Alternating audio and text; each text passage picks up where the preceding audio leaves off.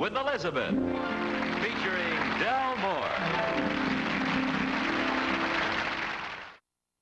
Number one in the life of Elizabeth occurred when she and Alvin were newlyweds. And Elizabeth, as a newlywed, you have to see to believe. So, let's go see. Elizabeth, how are you tonight? That bad, huh? How'd the biscuits turn out?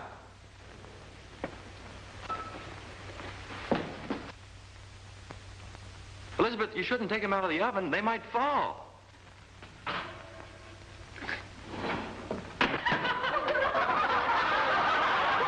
they look fluffy anyway.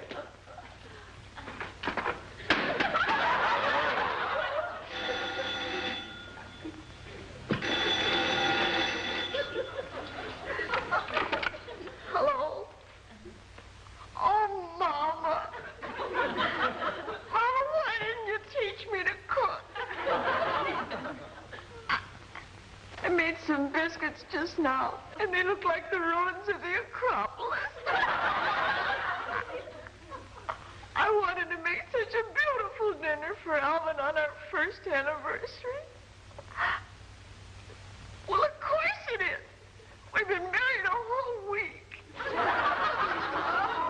I know, Mama. I know that. I know all that, Mama, but that doesn't help me now. Well, why didn't you tell me it? Howdy, Elizabeth. Who are you? Well, now, I know who you are, Mom. What are you doing in my house? Well, the door's open, Elizabeth. Not in the mountains where I come from. If the door's open, you just walk right in. How do you know my name? Well, now... I know you know my name. What did you say? My name's Mousefield. I'm an old friend of Alvin's. Mama, an old friend of Alvin's just walked in. Well, I guess the door was open. I know, Mama. They call me Moosie because I'm as big as a moose. Naturally, that makes you as big as a moose. Oh, no. No, Mama. Mama. Mama? She hung up. Well, it ain't polite to call your mama a moose.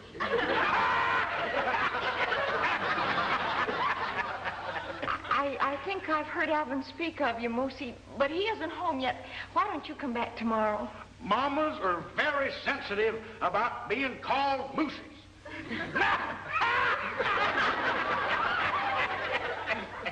Moosie, I have to cook dinner for Alvin. Well, I'll just sit here while you're doing it.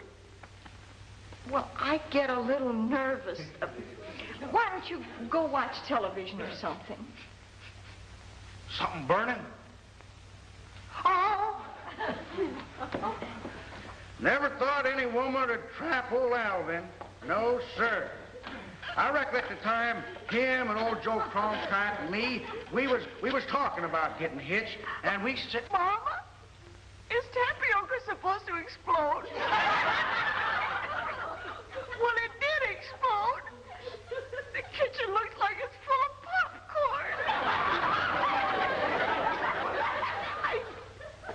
I know, Mom. I did all that. Eggs and milk and tapioca. I know, Mama. No, Mama, I didn't call you Moose. All right. Oh, goodbye, Mama. Eggs, milk, tapioca. She says I might have dropped some lighter fluid in them by mistake. Oh, I couldn't, Elizabeth. Say, looks like some donuts fell on your mashed potatoes. That's spaghetti and meatballs.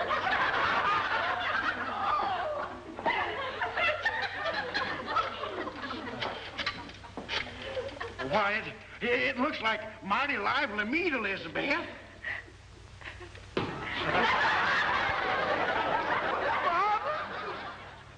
The meatballs bounced. Well, how could I have dropped in rubber bands by mistake?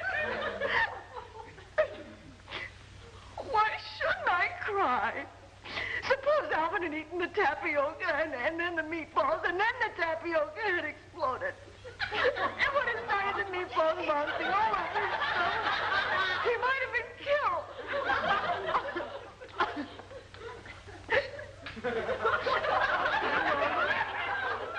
Okay.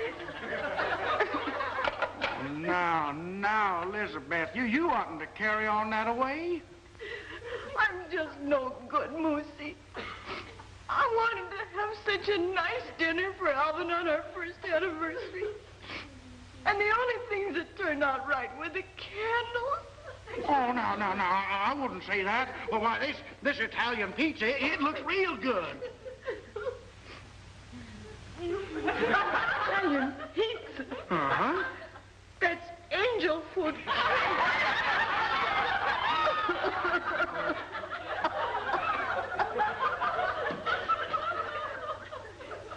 I'm just no good. I shouldn't be allowed near a kitchen. Elizabeth Borgia, they'll call me. The poisoner of 49th Street. Alvin hasn't had one decent meal all week. What are you doing? This here's a receipt I learned up in the Dakotas. What's it called? Sioux City Stew. Yes, sir. Alvin liked it real well when we was camping up in the Sierras. Say, Elizabeth, hand me that spring potato over yonder, would you, please?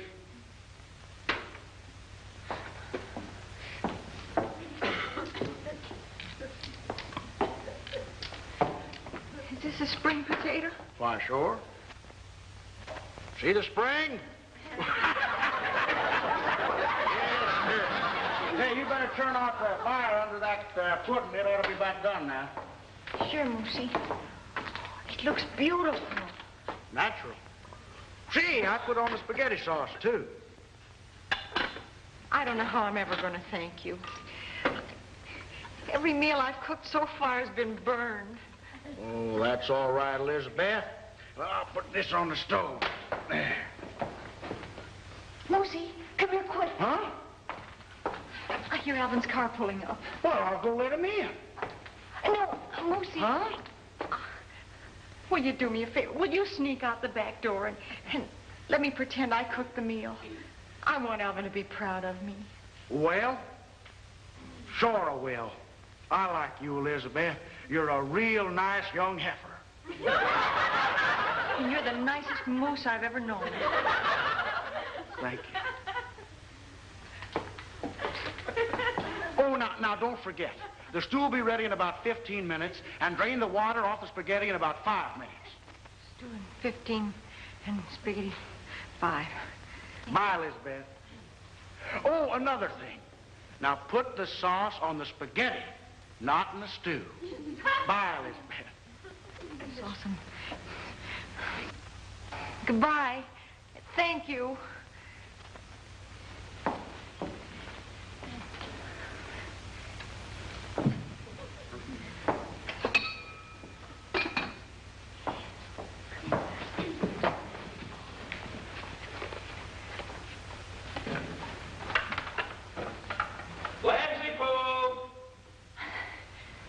Hi, darling. Oh, hello. What's that I smell? What? It smells like unburnt food.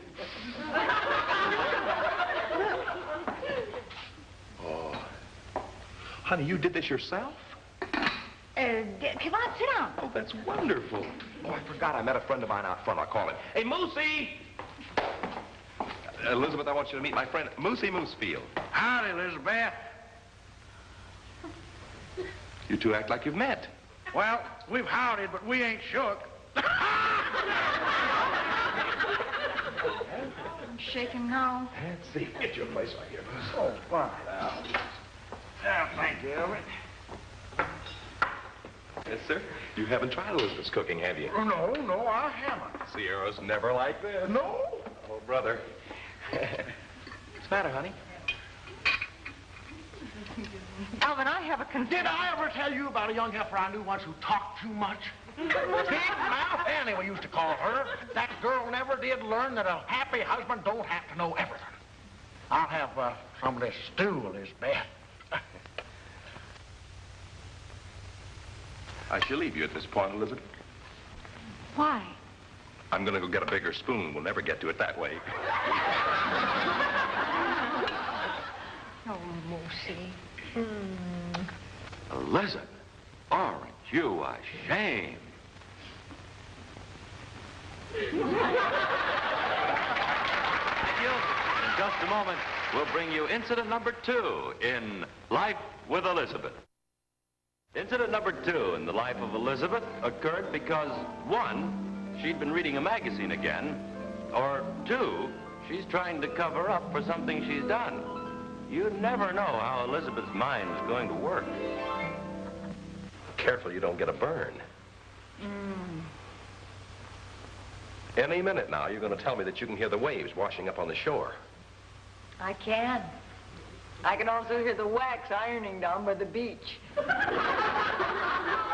Once again, I ask you, why did you do all this? Just so you could walk around saying, Dr. Livingston, I presume. Time to get back to work. As my husband slowly sinks through the floor, he leaves the little island. Elizabeth, look, I know you. You're covering up some minor atrocity of yours. The car. You had the car today. Which is correct, Alvin? Earthy dirt or dirty earth? That's what you've done. You've ruined the car. Why else would you make a jungle out of the front room? Page 17. Elizabeth, come out with the jungle. You haven't had your shots yet. There's an article in this magazine, sweetheart, that tells all about it. I come home from work, and what do? I walk into a paradise, all right, right in the living room. Nothing but leaves. Not leaves, sweetheart, fronds. As a matter of fact... Don't you say it. What you were going to say? I was just going to say these are fronds of mine. Okay. Here's the article, here. It's called, Does Your House Look Like a Home? Don't you like the way they word these things, honey? Not especially, no. And then it goes on to say, here it is. Why not bring the outdoors indoors? What does that mean? Are you trying to be sarcastic, Alvin? Maybe you can tell me how we can bring the outdoors indoors. Open a window? I still say the stupid statement. Indoors. Well, all they mean is bring a few plants in the house. They don't expect you to put Mount Baldy in the den. Hey, okay. Go on, I'm sorry. Well, of course, these people went kind of overboard, but look at that. Isn't that beautiful, Alvin? See, they didn't even buy a front room rug. Looks like a rug to me. It isn't. It's a swimming pool. Let me see that. I told you they went overboard. They must be kidding. Well, you must admit there's nothing like drowning in the front room. This says the Petersons converted their home into a tropical paradise. It's known as the Tahiti of 193rd Street. There's one on the next page that's called the Honolulu of Hogan's Alley. Everything in the house is tropical. Orchids bloom in the fireplace. Sounds wonderful. Well, how do they keep the place warm? Steam from the jungle. There's a waterfall in the hall closet, and tropical insects buzz in the patio. I bet we could buy the place for a sarong. You've succeeded again, haven't you, Elizabeth? What? In getting my mind off the subject of the car. You didn't finish the article, sweetheart. Waterfall in the hall closet, tropical insects in the patio. They've even converted the kitchen into a swamp. What? Thought that'd get you much. I mean, how about that? Swamp. How does she get from the sink to the stove? Stepping stones.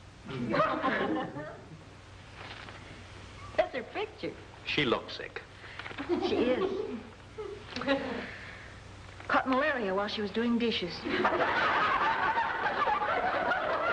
about her husband? He got bitten in the pantry by a cobra. You always go a little too far.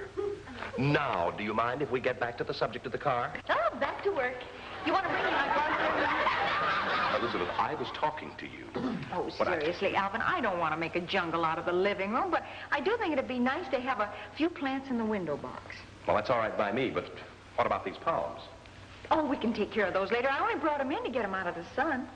Oh, I forgot for a minute. Palms, that's right. They can't stand the sun.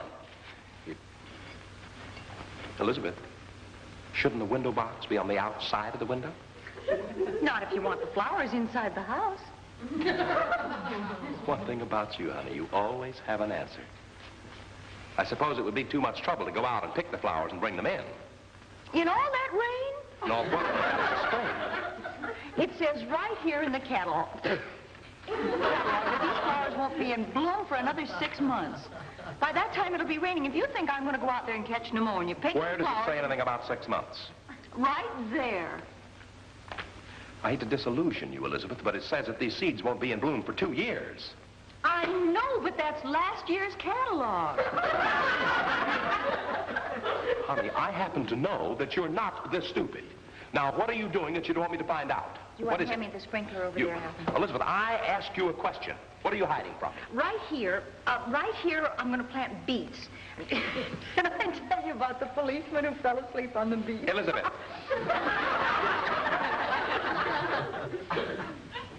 Shouldn't the window box be on the outside of the window rather than inside here? It's safer here. Why? What happened to the one outside? I scraped it off with the car. See, honey, I was backing out, and one of the car doors swung open, and it scraped it off the window. Never mind about the window box. What happened to the car? No doors. Come here, dear. Repeat after me. I am a dummy.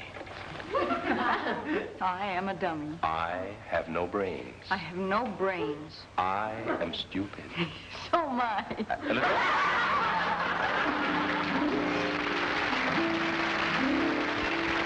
Thank you.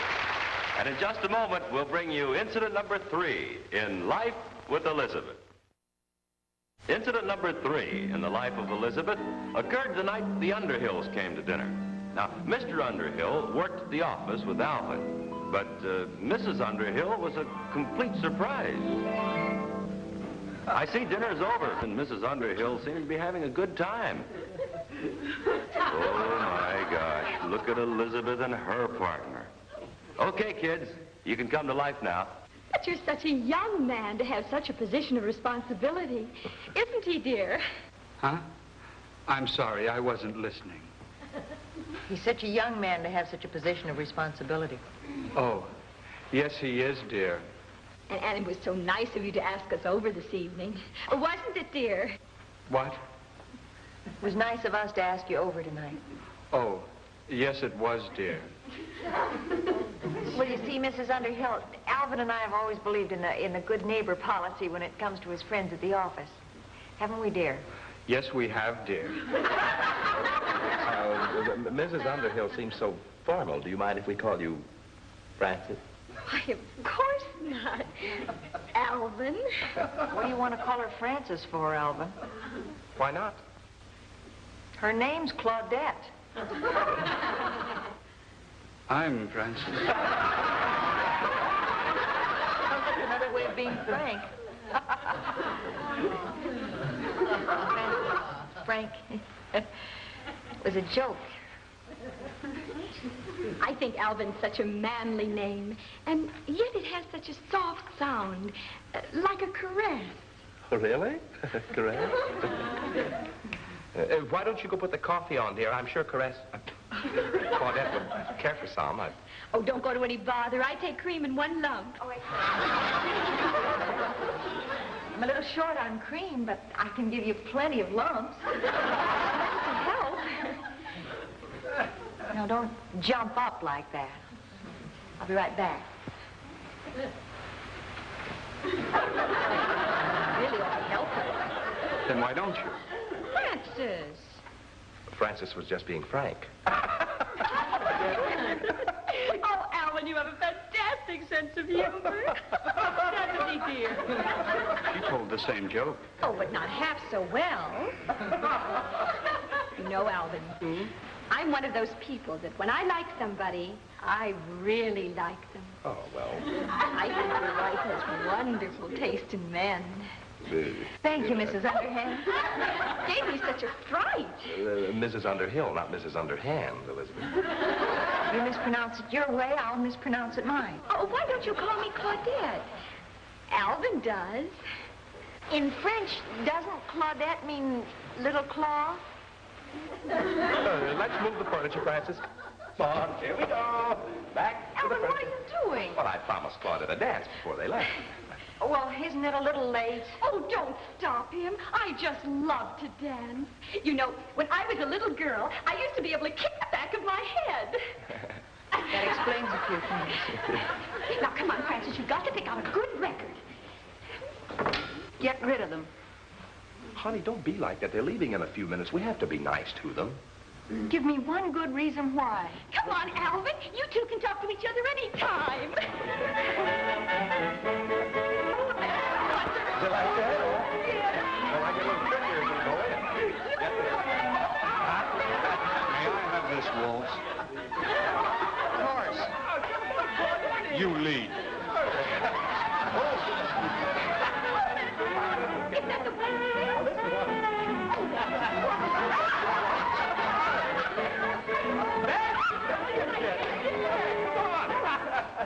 Hey, what's the idea? We just got started good. Francis and I are tired. And it's getting late, Lovebird. I have to be up early in the morning. Dear, and just when the party was getting started. Oh, there'll be other nights. Oh, well. Come on. Thank you, Alvin. It was so much fun. No. Thank you. Good night, Alvin. Good night. Good night. Good night. Stand at the door. What's that third step, Claudette? It's tricky. Oops, oops.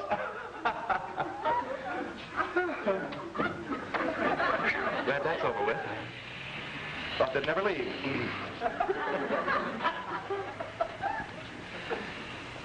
Did you have a good time, Dr. Jekyll? Where do you get the Dr. Jekyll stuff? Tonight I saw an Alvin I didn't know existed. Just having a good time. Tonight the man I married turned into a whimpering, simpering, fawning idiot. I didn't simper. You should have seen yourself just now. Look out for that third step, Claudette. It's tricky. Oops. Oops. What's wrong with that? Third step does need fixing. Poor Francis could have fallen in a manhole and you wouldn't have said one word. Look, poor Francis wouldn't have enough energy to fall in a manhole. Speaking of energy, where did you get up all that steam to do that ridiculous dance?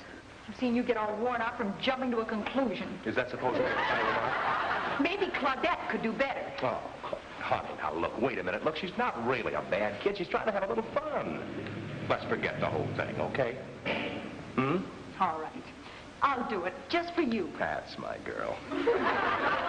Alvin's such a manly name. Oh, cut it out, honey. I'm the kind of a person, when I like somebody, I really like them. Don't call me Elizabeth. Call me Claudette. Alvin does. You know something? I think you're jealous because you couldn't do the Charleston the way we did. You know something? I'd be ashamed to do the Charleston the way you did. Now, don't criticize Elizabeth unless you can do better. You take care of the waltzing in the family. I'll do the more intricate stuff. Come in. Oh, Alvin, I forgot my purse. Well, Claudette. Good I have no idea where I left it. Oh, really? Come here, Francis. Clear the tracks.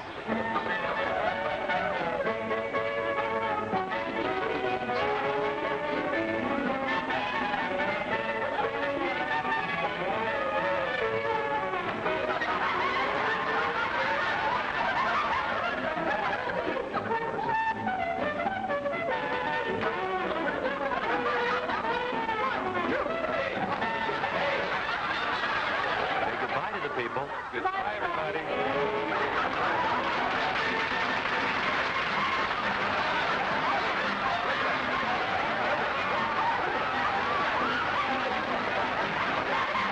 Thank you. And in just a moment, Betty White will return to say goodbye. And now here to say goodbye to you is the lovely star of our show, Betty White. Thank you, Jack. Thank you, everybody. Thank you. I wish you could have stayed around for just a few minutes more in that last sketch. Claudette finally got quite a kick out of Elizabeth. Once more till we see you again. Goodbye, everybody.